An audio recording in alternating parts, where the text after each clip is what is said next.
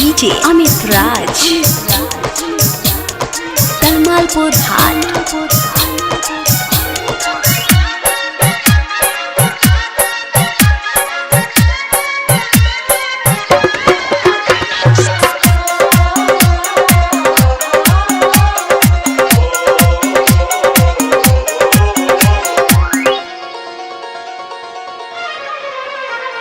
मिले नई हयरऊ मिले नई हयरऊ मिले नई हयरऊ अब तू हमारा घरे शौक हो गईल सैया के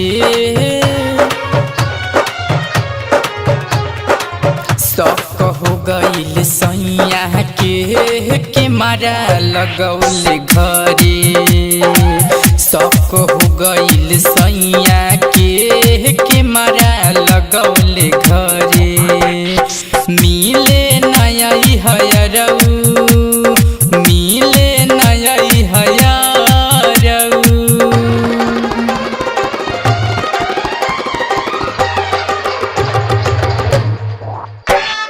डीजे अमित राज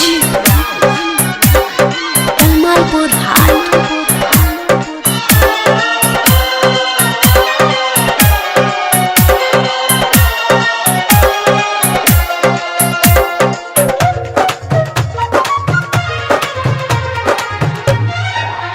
बहरा से तू बोलई ह चुपचाप चलिए हरदम रहेला जागल तनी तू बचई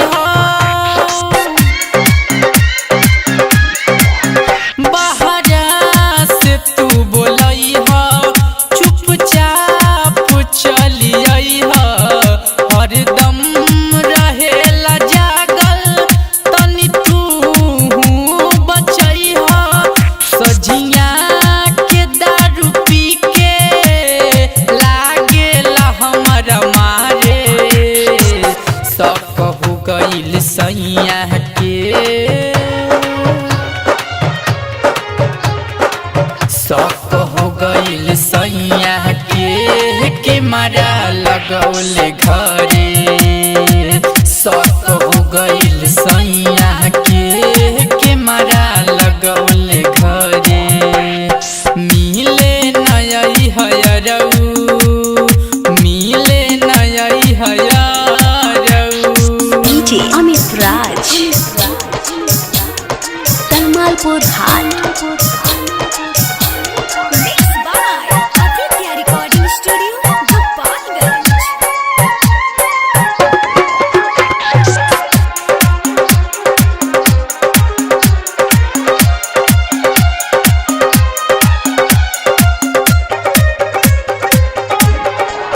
रोजो तोहके ताके फेरा में तोहरा बाटे रहे निछट पटा के डर बहुत लागताटे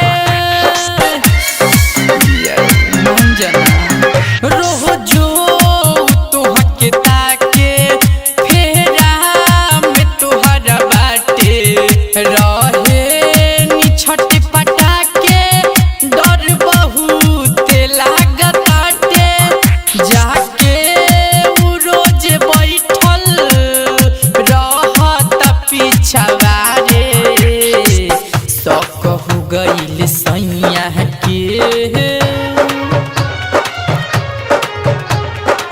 शौक हो गईल सैया के मारा लगौले घरे शौक हो गईल सैया के मारा लगौले घरे मिले नई हयरऊ मिले नई हयरऊ। डीजे अमित राज कलमालपुर हाट।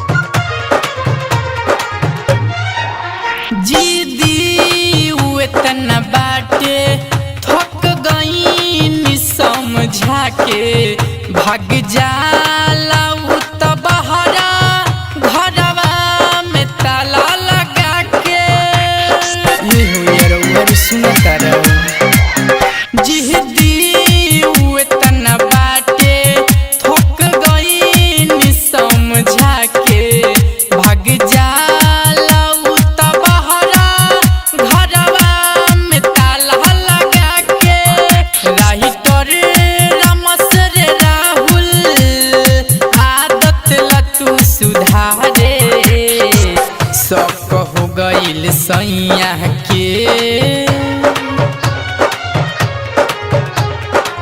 शौक हो गइल सैया के मारा लगैल घरे शौक हो गइल सैया के मारा लगौल घरे।